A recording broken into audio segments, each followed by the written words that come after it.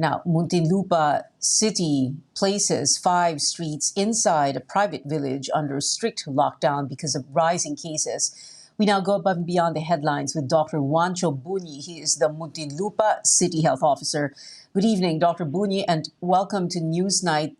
Before we talk about the exact streets, the village, the barangay there in Muntinlupa, Doctor, can you tell us first if these cases are driven by the Delta variant, and if so, or were you able to find that out? Na-check po ba?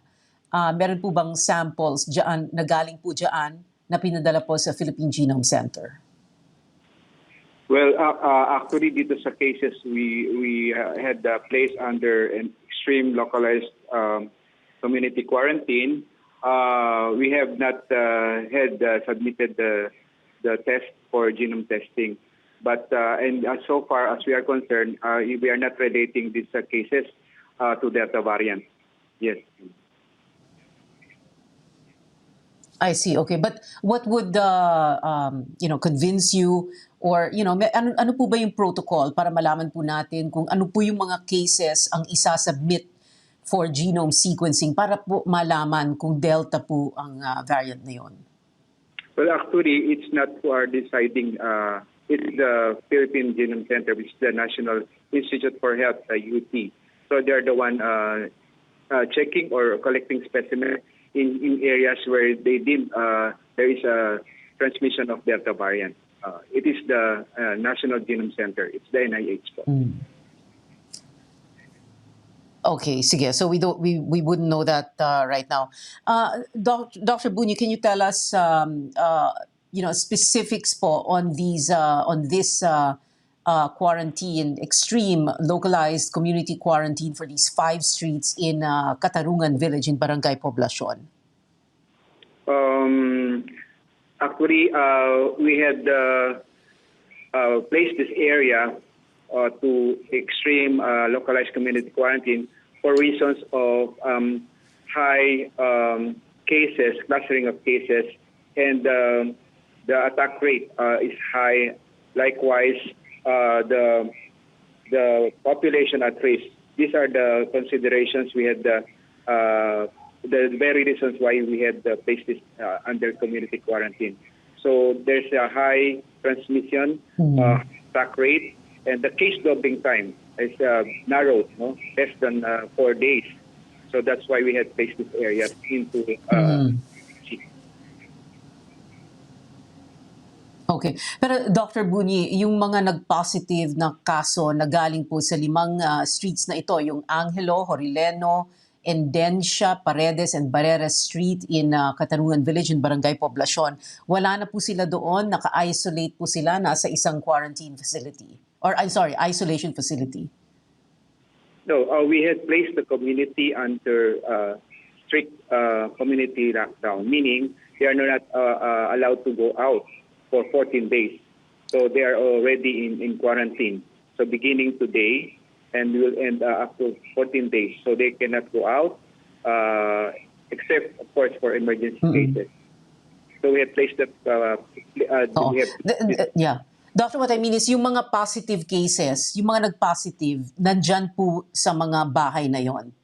Ganun po ba? And then naka-isolate po sa isang kwarto? O yung mga positive cases doon sa mga bahay na sa 5 streets na yon and nasa isolation facility? Where are they, Doctor? These 17 active cases in these 5 streets in Katarungan Village, they have they have placed them into home isolation, meaning they have their own room, they have their own bathroom where they can use it they are alone in a room, so they cannot go out, and they are all in the room. All the 17 cases were placed under home isolation.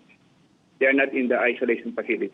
Okay. And Doctor, itong 17 cases, 17 different homes po ito, o meron pong mga, like you said, cluster of cases sa isang bahay po ba? Or one case out of the 17 per house? There are families who get infected, so they stayed in one house, and then they use it as the isolation. meaning the clustering of cases are focused more on the family. So they are isolated in their home and being monitored by our contact tracers. So, and in other cases, like and how are they doing naman po? Yeah. So far, Sorry, we are doctor. monitoring Itong them. 17 po, they're doing well? Yeah. Yes, so far they're doing well. We are monitoring them, but then again, we are on standby in cases, of course, of severe symptoms. But as of today, they are doing well, and most of them are asymptomatic. Okay. So 17 cases. Of the 17, ilan po yung asymptomatic, doctor? Basically, they are all 90% of them are asymptomatic, but the rest are we have mild symptoms. But we are really monitoring on the development of the severe cases. But most of them are manageable and they can be managed. Okay. Yes. Okay. Can you give us an idea, like ilang araw pa po yung isolation nila? They starting today, so we will have to implement the 14 days standard quarantine. So that will end up sometime like September 2. That's the end of their 14 days. Oh, all right. Okay, and so far wala pong ibang nahahawa. So far, yung 17 cases are still 17 cases under on as per report of our CESU, our epidemiology surveillance unit. We have not get report for any additional cases apart from the 17 reported active cases. Mm-hmm. Yeah. Dr. Bunyi, can you help us confirm this or clarify this? This piece of news has just come in. Building 17 in the PhilInvest socialized housing area sa Alabang po, under hard lockdown. Can you tell us if this is confirmed? Yes, just this 6 o'clock this evening, we had placed this area in PhilInvest housing in Alabang under enhanced localized community quarantine for the very same reason of clustering of cases in the area, and of course, high attack rate and the period of doubling time. So we have considered all these areas. That's why we have placed this under quarantine. Okay. Do we know how many cases, doctor? There are 7, as per report, there are 7 positive cases out of the 126 population individuals living in the area. So this gives us a high 7 out of 100.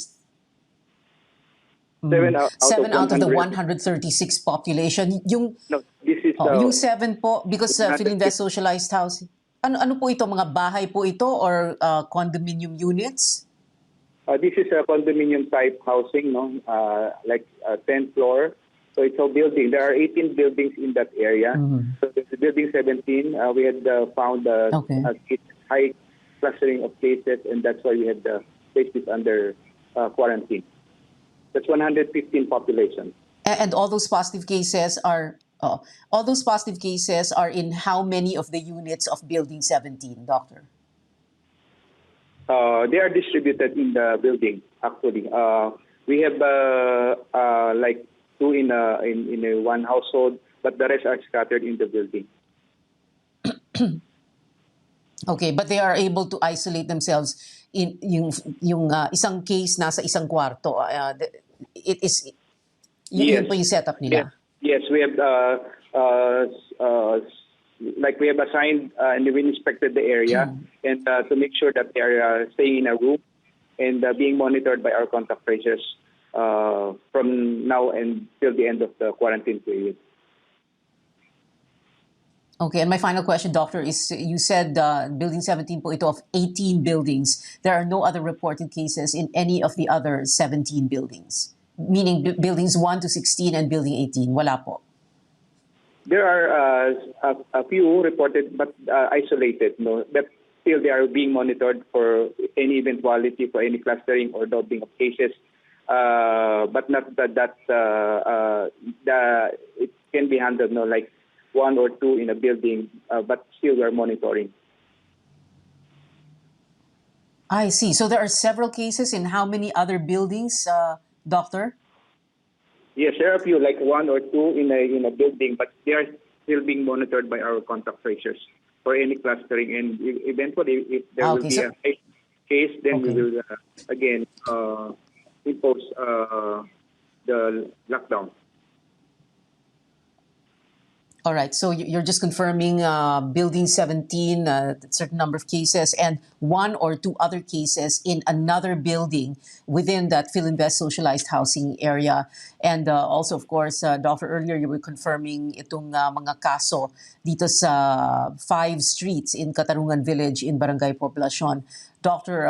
Juancho Bunyi of the Muntinlupa City Health Office, thank you very much for being with us tonight.